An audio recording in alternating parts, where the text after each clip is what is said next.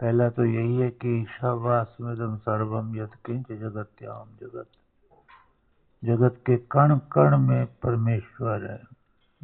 और इस मंत्र में जगत्याम जगत, दो जगत की बात करी परमेश्वर ने।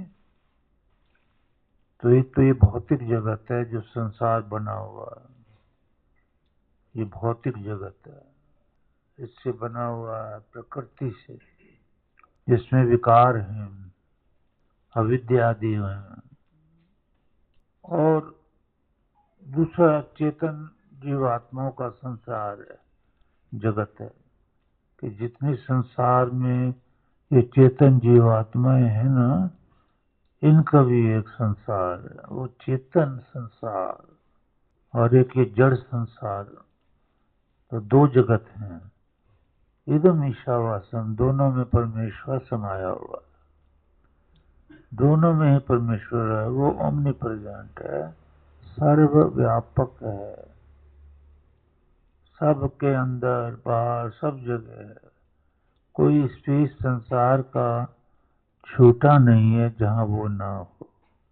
तो इसलिए तेन त्याग तेन भुंजी था,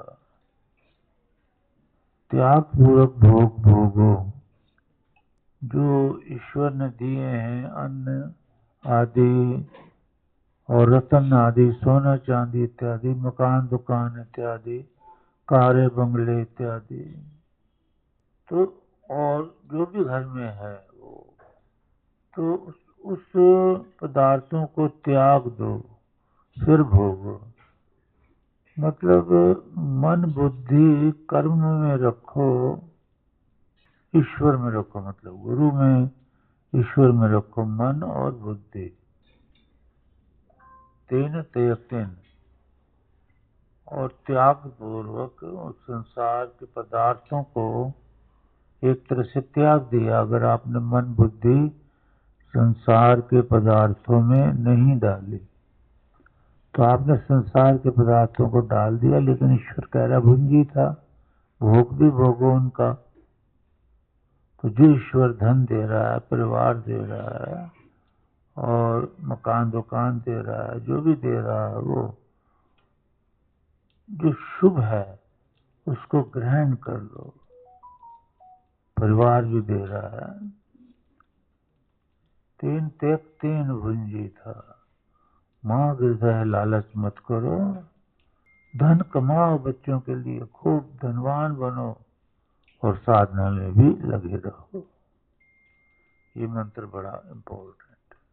अभी दूसरा हमने ये बताया, जो जड़ वस्तु है असंभूति उपासते, ये जो प्रकृति है, इससे बने पदार्थ हैं, ये जड़ हैं, ये चेतन नहीं है, ये जिंदा नहीं है। ईंट पत्थर मकान दुकान जो बने जिससे, ये सारे और जड़ हैं। प्रकृति के तीन गुण जो हैं इनसे बने हुए हैं, और रजोगुण तमोगुण सतोगुण भी जड़ है। इससे बने पदार्थ हैं, आपके घरों में बर्तन है, घर है, शरीर है हमारा, सूरज चांद सितारे हैं, ये जड़ हैं। ये भगवान ने प्रकृति से बनवाए हैं, प्रकृति भी जड़ है। तो जो लोग वेद विद्या नहीं सुनते, विद्वानों के प्रवचन नहीं सुनते, तो वो इस जड़ वस्तु में अपना मन और बुद्धि दे देते हैं। ये जीवात्मा जड़ और बुद्धि, जड़ जो है, इससे बने पदार्थ जो है प्रकृति के, जड़ पदार्थ है, मकान दुकान आदि, शरीर आदि, सब कुछ जड़ है। सूरज चांद सितारे आदि, धरती आदि, और 33 देवताओं से संसार बना, 33 देवताएं हैं, जड़। तो ये जो इसकी पूजा करते हैं, परमेश्वर को तो छोड़ दिया, लेकिन जड़ की पूजा करते हैं, मूर्ति की पूजा, वो भी जड़ है, स्वयं बनाया इंसानों ने। तो परमेश्वर को छोड़ दिया और प्रकृति जो है जड़ वस्तु, उसको, उसके बने पदार्थों की पूजा करने लग गए। मूर्ति भी जड़ है, ईश्वर निराकार है ना। तो जो उस निराकार ईश्वर को, सर्वशक्तिमान ईश्वर को त्याग के, उसको तो त्याग दिया। सारी खुशियां तो भगवान में भरी पड़ी हैं, अनंत शुभ गुण तो भगवान में बसे पड़े हैं, वो छोड़ दिया हमने, क्योंकि अविद्या हमारे अंदर आ गई। तो वो जो है भगवान को छोड़कर जो जड़ पदार्थ की पूजा करते हैं, अंधन तमः प्रविशन्ति, ठीक प्रकार से अंधकार में या अज्ञान में अच्छी तरह प्रवेश कर जाते हैं। भगवान को छोड़कर जो प्रकृति की पूजा करते हैं, प्रकृति के बने पदार्थों की पूजा करते हैं, वो ठीक प्रकार से, अच्छी प्रकार से अंधकार में प्रवेश कर जाते हैं। अंधकार का मतलब यहाँ अविद्या में, अंधकार का मतलब यहाँ जो है वो अज्ञान है। वेद छोड़ दिए, अज्ञानी बन गए। तो अज्ञानी बनने का, मूर्ख बनने का, दुष्ट बनने का, और का वही एक यही तरीका है कि इंसान विद्वानों के पास जाकर के परमेश्वर के बारे में नहीं पूछता, वह अपितु उल्टा चलता है, परमेश्वर के उलट प्रकृति की पूजा शुरू कर देता है, जड़ की पूजा शुरू कर देता है। बस वही अज्ञान में है, वही अज्ञानी है। और जो लोग जो है संभूतियान, जो असंभूति है यानी प्रकृति, इसके तीन गुण जो हैं, जड़ हैं, इनसे महत्वादि तत्व बना। प्रकृति महत्व में अहंकार आता है ना, तो प्रकृति से फिर प्रकृति की पूजा करी, अंधकार में गए, जो प्रकृति से जो बने पदार्थ उसमें प्रवेश कर जाते हैं। प्रकृति से बने पदार्थ, घर के बर्तन है, सोना चांदी है, अनादि है, हीरे जवाहरात आदि है, परिवार है, उनका शरीर बना है प्रकृति से। प्रकृति की जो पूजा करते हैं वो तो गए अंधकार में, असंभूति प्रकृति है। लेकिन जो संभूति की पूजा करी जिसने, यानी प्रकृति से बने पदार्थों की पूजा करी, उसमें आकर्षित हुए, सोना चांदी में इत्यादि में, शरीरों में, ये शरीर, वो लोग उससे भी ज्यादा, प्रकृति में डूबे लोगों से भी ज्यादा अंधकार में, अज्ञान में प्रवेश कर गए। तो प्रकृति की पूजा और प्रकृति से बनाए पदार्थों की पूजा निसंदेह अज्ञान में फेंकने वाली है। लेकिन बिना सुने ये नहीं पता चलेगा कि प्रकृति क्या है और इसकी पूजा क्या है। प्रकृति की पूजा जो है वो रजोगुण, तमोगुण, सतोगुण है। रजोगुण है विषय विकार, अर्थात जो शरीर धारण करके कोई नर नारी विषय विकारी हो जाता है, इंद्रियां कंट्रोल नहीं कर पाता है, गया अंधकार में, डूब गया अज्ञान में, जन्म मरण के चक्कर में फंस गया। ये प्रकृति की पूजा है। रजोगुण की पूजा, तमोगुण की पूजा, सतोगुण की पूजा। सतोगुण अहंकार है, तमोगुण आलस, निद्रा, आनंद से बैठे बैठे खाना, मेहनत न करना, पुरुषार्थ न करना, ये सब प्रकृति की पूजा है। तो जो प्रकृति की पूजा करते हैं या प्रकृति से बने पदार्थों की पूजा करते हैं, वो अज्ञान में, अविद्या में, अंधकार में प्रवेश कर जाते हैं। सूर्य, चंद्रमा आदि भी जो है जमीन के झगड़े हैं, जमीन जी हमारी है, एक चक्कर में फंस गए जड़ जड़ पदार्थों में। न्याय पूर्वक रहो, धर्म पे चलो, धर्म हमारा कर्तव्य। मतलब भगवान ने जो गुण बताए हैं, अच्छा मार्ग बताया है वेदों में, उस मार्ग पे चलो। ये बड़ा राज खोल दिया भगवान ने कि कौन घोर अंधकार में घुस जाता है, कौन पाप में फंस जाता है। जो प्रकृति की पूजा करता है और प्रकृति से बने पदार्थ है, धरती, चंद्रमा, सोना, चांदी, रुपया, पैसा, शरीर, इसकी पूजा करता है, इसका दीवाना बन जाता है। ये सब अंधकार में है। और ये प्रकृति की पूजा, प्रकृति के बने पदार्थों की पूजा कर करके लड़ाई झगड़े, मंदिर मस्जिद सबके झगड़े हो जाते। एक मंदिर बना है, वो प्रकृति से बनी ईंटों से बना है, वो जड़ है, उसमें क्यों लड़ाई करना, क्यों अहंकार करना। कोई तोड़ देता है तो तोड़ दे।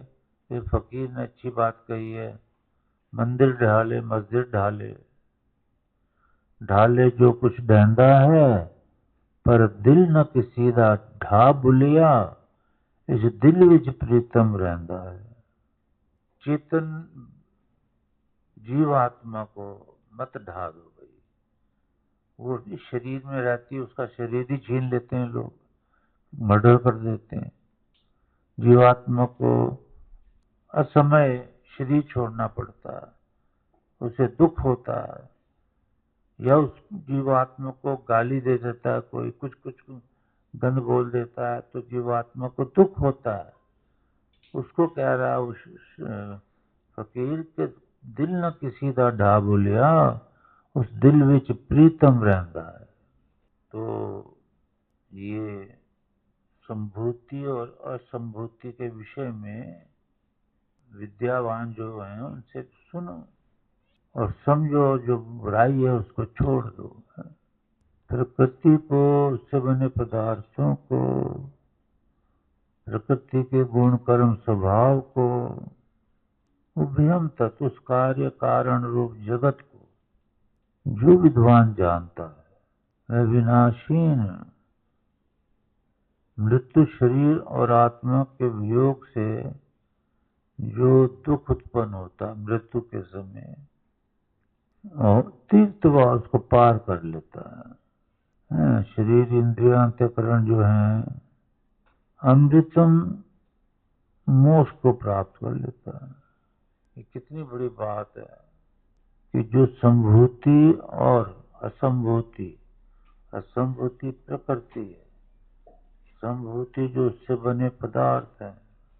साधना करो नित्य, और इनको जो सुनते हो बार बार सुनो, ये रिकॉर्ड हो रहा होगा, इसको बार बार सुनो और पक्का कर लो कि तुम्हें पता चल गया कि संभूति किसको कहते हैं और असंभूति किसे कहते हैं। पेपर वर्क हो गया पूरा। उधर साधना करते रहो, आपको संभूति की और असंभूति का अनुभव हो जाएगा। जिसको ये अनुभव हो जाता है, मृत्युम तीर्थवा, मृत्यु के समय जो दुख दर्द होता है, इंसान छटपटाता है, डरता है, वो दुखों से पार हो जाता है। अमृतम अश्नुते, और मोक्ष को प्राप्त कर लेता है संभूति और असंभूति को जानने से। क्योंकि असंभूति का वो त्याग करता है, संभूति का भी वो त्याग कर देता है, और अच्छे अच्छे पदार्थ, अच्छे अच्छे कर्म जो हैं वो त्याग पूर्वक, तेन त्यक्तेन, त्याग पूर्वक भोगता है, तो वो मतलब ब्रह्मलीन हो जाता है। अश्नुते है, अमृतम अश्नुते मैंने ब्रह्मलीन हो गया, अमृत को पा गया, ईश्वर को पा गया। तो ये हमने अच्छी तरह से समझना है। तो ईश्वर का भजन करो। ईश्वर का भजन करने का मतलब है साधना में बैठो, योगाभ्यास करो, प्राणायाम करो, ध्यान में नाम जपो और अशुभ कर्मों से दूर रहो। एक तो ये ज्ञान मैंने भगवान की कृपा से दिया, संभूति च असंभूति नोट करना चाहिए, घर में याद करना चाहिए। ब्रह्म अवस्था में जाओ, विद्वान बनो, अज्ञानी क्यों बनते हैं? ये कोई संसार में ये ज्ञान थोड़ी कोई सुनाता, कोई कोई है। ये तो ज्यादा तो मन में भक्ति चल रही है जो हमारा नाश कर रही है। अब एक तो इंसानों की भक्ति, एक भगवान की भक्ति बनाई, कोई अंतर नहीं लगता हमें कि भगवान क्या है और मनुष्य क्या है। सबसे बड़ी बात है मनुष्य की बुद्धि रजोगुण तमोगुण सतोगुण वाली है, वो तो बुराई करेगी करेगी। जो भी लिखेगा अपने मत के अनुसार लिखेगा। सब दुनिया के अनुसार तो वेद लिख रहा है, वेद सुना रहा है, सारी दुनिया एक है, समगच्छध्वम समवदध्वम। तो वो भगवान के द्वारा दी गई भक्ति है बाबा, वो बहुत महान से महान से महान से महान है, क्योंकि ईश्वर सबसे महान है। उस भक्ति को पकड़ो, रजोगुण तमोगुण सतोगुण का त्याग करो। ये आपके शरीर में बुद्धि में है। संतानों से प्रेम करो, पढ़ाओ लिखाओ। बेटियां जो होती हैं उनको ज्यादा एजुकेशन की जरूरत होती है, और जो माँ बाप अपने बच्चों को वेदों की तरफ नहीं लाता, वेद नहीं सुनाता, जैसे टीवी में हमारे प्रवचन बहुत हैं, तो उसको वेदों ने बड़ा लताड़ा है ऐसे माँ बापों को। क्योंकि बच्चे यहाँ अपना श्रृंगार करने आए हैं विद्या से, गुणों से, ना कि कपड़ों से, सोने से, चांदी से। गुणों से संवार करने आए हैं आप लोग भी। इसलिए बचपन को अच्छी तरह से संभाल के उन बच्चों को रोज आना, 15 ही मिनट सही, अगर ज्यादा नहीं है आपके पास, आधा घंटा हो तो और भी अच्छा, नहीं तो 15 मिनट में एक प्रवचन सुना दो। थोड़ा आपको अर्थ आता है तो अर्थ भी उसको समझा दो, कोई अर्थ समझ नहीं आता तो मेरे से सुनो। ये संभूति का त्याग, असंभूति का त्याग, अविद्या का त्याग बन जाएगा। इसको त्याग कर आप ब्रह्म अवस्था में जाओगे। आपका हृदय काम क्रोध मद लोभ अहंकार आदि से दूर चला जाएगा, मन एकाग्र होने लगेगा। अविद्या अंधंतम है प्रविशंति, ये अविद्यायाम अंधंतम है। अच्छा, एक तो संभूति, असंभूति का मतलब समझ गए। असंभूति जो है प्रकृति, असंभूति जो है वो प्रकृति से बने पदार्थ हैं। इनमें दोनों में मन नहीं देना है, कर्म शुभ करना है। अब है अविद्या, तो ये अविद्या क्या है? अनित्य को नित्य मानना। ये शरीर अनित्य है, संसार अनित्य है, कभी रहता है कभी प्रलय में चला जाता है, मिट जाता है एक तरह से। तो अब ये समझना कि भाई संसार तो हमेशा रहेगा, हमने तो जाना ही नहीं है।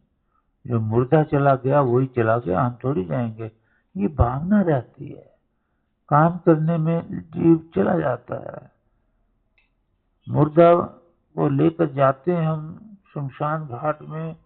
आजकल तो वहां भी मोबाइल पे टेलीफोन आ जाता, भी जल्दी आओ ये काम रुका पड़ा है।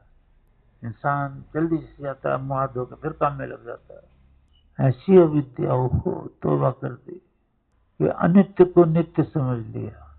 हमारा भी तो टाइम आना है, कोई कंधे पे उठा के हमें भी तो ले जाएगा। पर हम ये समझते थे हमने नहीं जाना, मुर्दा है जो चले जाओ। ऋषि का वचन है ये, हिम आश्चर्यम परमम।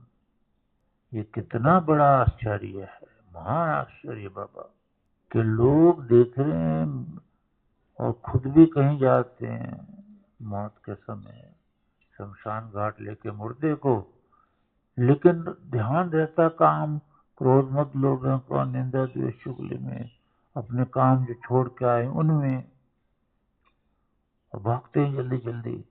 ये नहीं सोचते हमारा भी एक दिन आना, तो हम कुछ तसल्ली से भगवान के बारे में भी सोचें, जिसने जन्म दिया और खाने पीने को दिया, शरीर दिया। नहीं, जीवात्मा को अगर शरीर ना मिले तो वो बेसहारा है।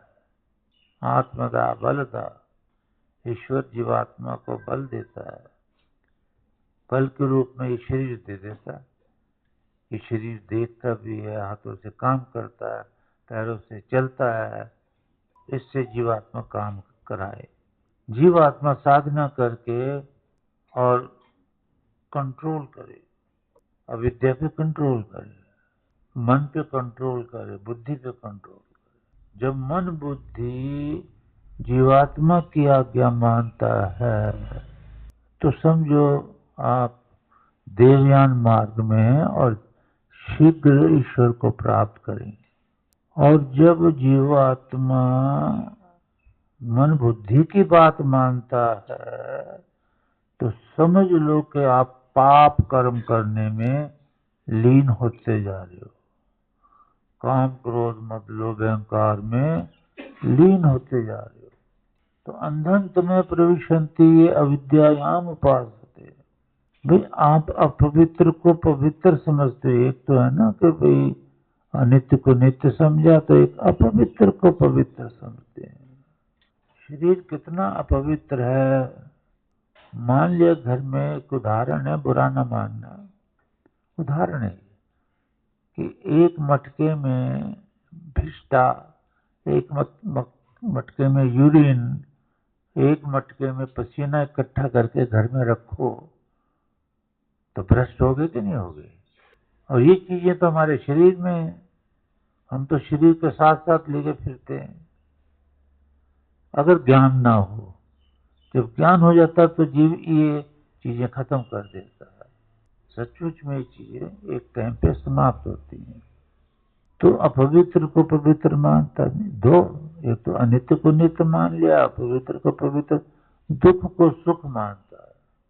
आज पूरा संसार दुखी रहता है, अरबोंपति हो चाहे खरबोंपति, चाहे गरीब हो चाहे अमीर हो, क्योंकि जैसे अन्न खाने से भूख मिट जाती है। अब आपको भूख बहुत सारी लगी और आपको दे दिया रेत, ले भाई ये रेत खा ले, ये ईंट है ना, इसको काट काट के खा ले। बताओ उससे पेट थोड़ी भरेगा, बीमार हो जाओगे। तो दुखी रहते हैं हम, चिंता में रहते हैं हम, हमारे बिजनेस में क्या हो रहा है, हमारे वर्कर क्या कर रहे हैं, या हम क्या हैं, तो दुखी हैं। फिर भी जब भी मिलोगे, how do you do, I am fine, I am happy, no happy no fine.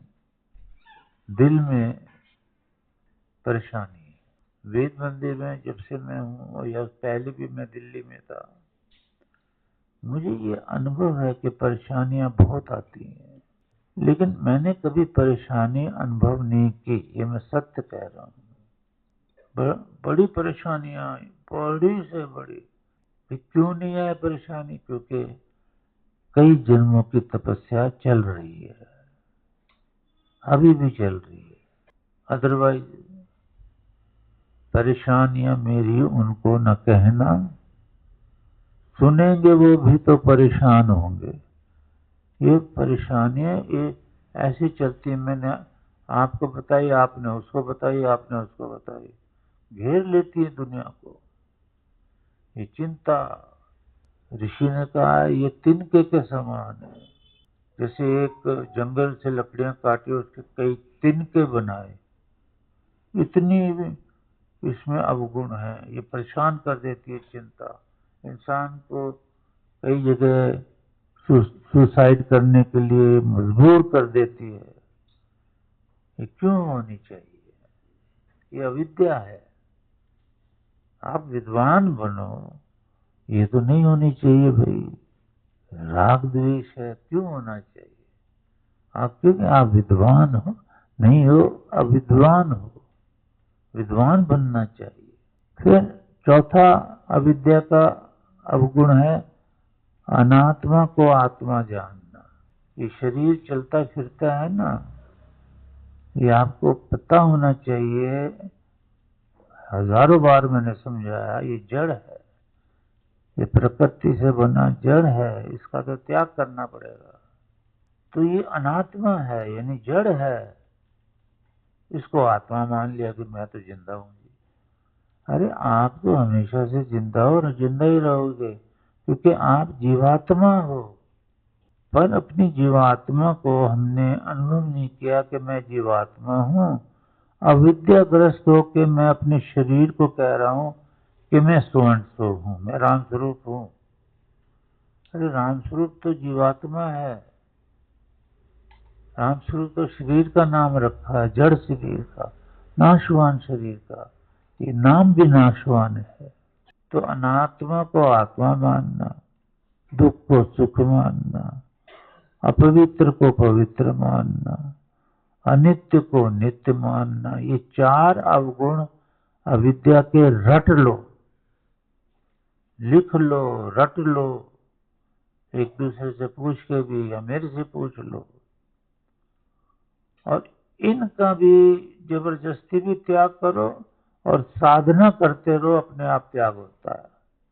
तो ये समय की कमी के कारण इतना मैं नहीं बता पा रहा जितना बताना चाहिए। बस ये अविद्या से छूटो। वायु अनिलम मृत मिथेदम भस्मांतम शरीर, शरीर को भस्म किया जाता है, ये समझ लेना चाहिए। इसको पृथ्वी में नहीं गाड़ा जाता वेद के अनुसार। पृथ्वी में गाड़ने पर कीटाणु अंदर उत्पन्न होते हैं।